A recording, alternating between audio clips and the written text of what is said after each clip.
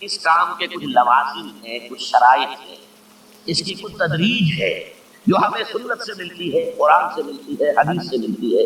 تو میں اس کام کے ضمن میں اس کی وہ تدریجی مراحل اور اس کے لوازم اور اس کی شرائط بیان کرنا چاہتا ہوں. سب سے پہلی شرط اول، وہ فارسی کا شعر مجھے یاد آیا کہ در رہے منزل لیلا کے خطر ہاٹ بسے، شرط اول قدم اینس کے مجنون باشی. پہلی شرط یہ کہ مجنون بنو. تو یہاں کا پہلی شرط کیا ہے؟ پہلے صاحب ایمان بنو، ایمان تمہارے دلوں میں ہو. یا ایھا الذین آمنوا آمنوا باللہ ورسولہ، یعنی ایک ایمان تو تمہیں حاصل ہے، اقرار باللسان، وہ تو تمہیں والدین سے مل گیا. عقیدہ تمہارا ہے، متوارث جو ہے تم عقیدے کو مانتے ہو، لیکن دلی یقین والا ایمان حاصل کرو. اصل میں اس کے بعد گاڑی چلتی ہے، اس کے بعد جو ہے نتائج نکلتے چلے جائیں گے. لیکن اگر وہاں ایمان کی کمزوری ہے تب اوپر سے کوششیں کریں گے، نتیجہ نہیں نکلے گا، آگے ہم بڑھ نہیں سکیں گے. ہمارے جو جد و جہد ہے وہ کامیابی سے ہمکنار نہیں ہوگی. اس جیسے ہی ہے جیسے ایک جب درخت لگانا چاہ رہے ہیں جس کی جڑ ہی نہیں ہے. آپ زمین کھود کر درخت جو اس کے اندر ڈالیں گے تو زمین تو نہیں پکڑے گی اس کو، وہ تو نیچے سے جڑ ہو اور پھر درخت جو ہے اس سے ابھرے، تو وہ ہوتا ہے کہ جس کے لیے یہ سمجھیے سرسبز درخت بنے گا. اس حوالے سے سب سے پہلا قدم کیا ہے؟ ہم اپنے غریبانوں میں جھانکیں، اپنے دلوں کو ٹٹولیں، وہ یقین والا ایمان ہے یا نہیں. اگر ہے تو اللہ کا شکر ادا کیجیے، تہنیت، مبارکباد. اور نہیں ہے تو پہلا کام یہ ہے کہ اے ایمان کے دعوے دارو، ایمان لاؤ جیسے کہ ایمان کا حق ہے. یقین اللہ کی ذات پر، اس کی صفات کمال پر، یقین مرنے کے بعد اٹھنے پر، بعث بعد الموت اور حساب کتاب، یوم حشر اور جنت اور دوزخ کا یقین، فرشتوں کا یقین، وحی کا یقین، قرآن کا یقین، کتابوں کا یقین، نبیوں اور رسولوں کا یقین اور محمد الرسول اللہ کا یقین صلی اللہ علیہ وسلم کہ آپ آخری اور کامل رسول ہیں اللہ تعالیٰ کے، خاتم النبیین بھی ہے اور آخر المرسلین صلی اللہ علیہ وسلم. یہ یقین پہلے پیدا ہونا چاہیے. تو اب ظاہر بات ہے کہ جب میں نے یہ بات اتنی بڑی کہی ہے تو پھر مجھے یہ بھی بتانا چاہیے یقین کہاں سے ملے گا، کون سی دکان ہے، سپر مارکیٹ کوئی ہے جہاں پر کہ یہ جنس بکتی ہو؟ پہلی بات تو یہ ہے کہ اس کے لیے آسان ترین طریقہ کیا ہے؟ صاحب ایمان کی صحبت اختیار ہے. جیسے آپ بھٹی کے آگے بیٹھیں گے تو حرارت پہنچ جائے گی، آپ برف کی سیل کے قریب بیٹھے ہوں گے ٹھنڈک پہنچ جائے گی.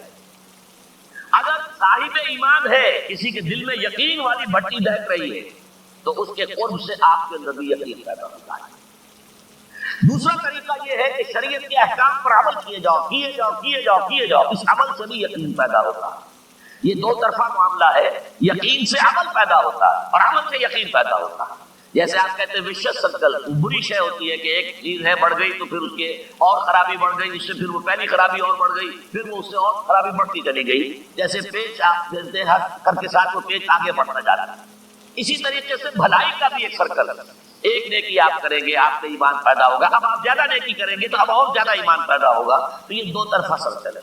اور تیسری بات جو ہے خاص طور پر فہیم، ذہین، انٹلیکچوئل لوگ، سمجھدار لوگ، اور آج کی دنیا آپ کو معلوم ہے کہ ہمارا نوجوان طبقے میں بہت بڑی تعداد ہے بہت سمجھدار لوگوں کی، اس لیے کہ ان کی معلومات کا دائرہ بڑا وسیع ہو گیا ہے. جدید دنیا میں جو علوم ہے ان کا ایکسپلوژن ہے، دھماکہ ہو گیا، اتنے علوم پھیل گئے اور اس کے اثرات ہیں. اخبار بین لوگ بھی جو ہے وہ بھی ایک طرح سے ہر ایک ان میں سے فلسفی ہوتا ہے. آپ اس سے ذرا بات کر کے دیکھیے، وہ اپنے فلسفے بگاڑے گا، اپنی رائے دے گا. معلوم ہوتا ہے کہ شاید سب سے بڑا سیاسی تجزیہ نگار یہی ہے. لہٰذا وہ لوگ کہتے ہیں کہ ہمیں تو وہ بات بتاؤ جو ہماری عقل کو بھی اپیل کرے. یہ جو معاملہ ہے وہ ایمان جو عقل کو بھی اپیل کرے، اس کی سوچ صرف ایک ہے اور وہ قرآن حکیم ہے.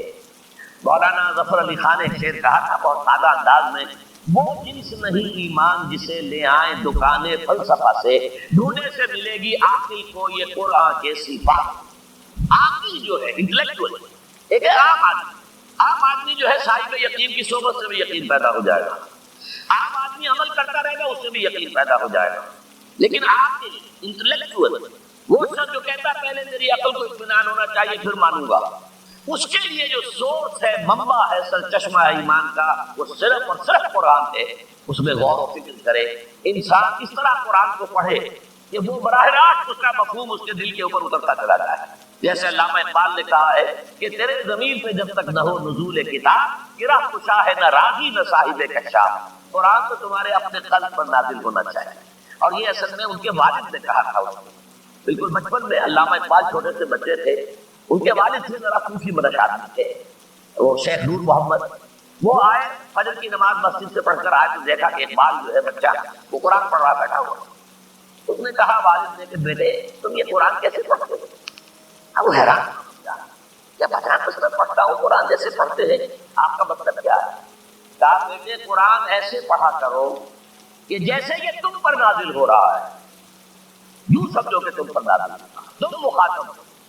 اب اس چیز کو انہوں نے اپنے اس شعر میں ادا کیا، تیرے ضمیر پہ جب تک نہ ہو نزول کتاب، گرا کشا ہے نہ راضی نہ صاحب کشاف۔ جیسے یہ قرآن قلب محمد پر نازل ہوا تھا، فَإِنَّهُ نَزَّلَهُ عَلَىٰ قَلْبِكَ، جبرائیل نے یہ اے نبی اے محمد آپ کے دل پر اتارا ہے۔ تو جب تک ہمارے بھی دل پر نہیں اترے گا تو قرآن مجید جو ہے وہ ہمیں انسپائر نہیں کر سکے گا۔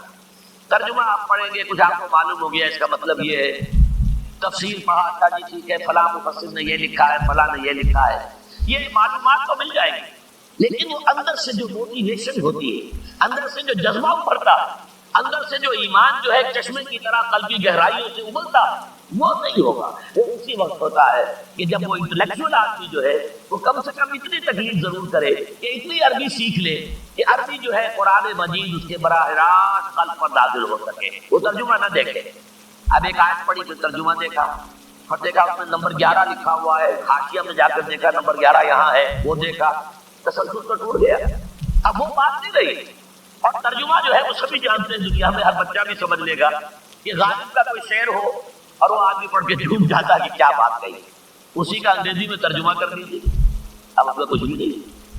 آپ نے مفہوم تو بیان کر دیا انگریزی، لیکن جو تاثیر ہے اس غالب کے شعر کی وہ انگریزی میں منتقل نہیں ہو سکتی۔ تو قرآن مجید کا کچھ نہ کچھ مفہوم تو ترجمے سے معلوم ہو جائے گا، قرآن کی تاثیر ترجمے سے نہیں حاصل ہو سکتی، تفسیر سے نہیں حاصل ہو سکتی۔ اسی لیے دو سب سے بڑی تفسیروں کا ذکر علامہ اقبال نے کیا ہے کہ گرا کشا ہے نہ راضی، نہ امام راضی کی تفسیر کبیر سے تمہیں فائدہ ہوگا اور نہ امام زمخشری کی کشاف سے ہوگا، جب تک کہ تمہارے اپنے دل پر قرآن نہ اترے۔ اور اس کے لیے لازم ہے کم سے کم یہ کہ اتنی عربی انسان سیکھ لے کہ بیریئر نہ ہو ٹرانسلیشن کا، کوئی پردہ حائل نہ ہو درمیان میں، تسلسل نہ ٹوٹے، آپ براہ راست پڑھ رہے ہیں، براہ راست اس کا مفہوم آپ کے دل پر ڈالا۔ تو پہلا سٹیپ تو میں نے ان 3 آیتوں پر اضافی آیت سورہ نساء کی آپ کے سامنے رکھی۔ ہم میں سے ہر شخص کا پہلا کام یہ ہے کہ وہ یقین والا ایمان حاصل کرے۔ عام آدمی کے لیے صاحب یقین کی صحبت بھی مفید، عام آدمی کے لیے عمل سے بھی یقین پیدا ہوتا ہے، لیکن انٹلیکچوئل کے لیے، ذہین کے لیے، فہیم انسان کے لیے، انٹیلیجنسیا جسے آپ کہتے ہیں، اس کے لیے لازم ہے کہ وہ قرآن مجید کی گہرائیوں میں غوطہ زنی کرے، اور قرآن اس کے اپنے قلب کے اوپر نازل ہو تو کہیں جا کر وہ قرآن کو سمجھے۔ چنانچہ علامہ اقبال کا ایک اور شعر ذہن میں آیا ہے، وہ میں آپ کو سنا دوں۔ ہم یہ سمجھتے ہیں کہ عرب تو ان کی اپنی زبان ہے، لہٰذا وہ تو قرآن مجید کو سمجھتے ہی ہوں گے، لیکن بسا اوقات ایسا بھی ہوتا ہے اگر دل پر حجاب آئے ہوئے ہو تو قرآن مجید کے سمجھنے سے بھی کچھ حاصل نہیں ہے، دل پر حجاب ہے۔ یہی وجہ ہے تو عرب ہو یا عجم ہو، تیرا دل نہ دے گواہی، لغت غریب، یہ قرآن مجید جو ہے تو عجم ہو یا عرب ہو، یہ قرآن مجید تیرے لیے لغت غریب رہے گا جب تک کہ تیرا دل گواہی نہیں دے۔ تو ایک تو طلب ہدایت ہو انسان کے اندر، اور دوسرے یہ کہ قرآن مجید کو براہ راست نازل ہونے کا موقع ملے قلب کے اوپر، تو ایمان یقین والا حاصل ہو۔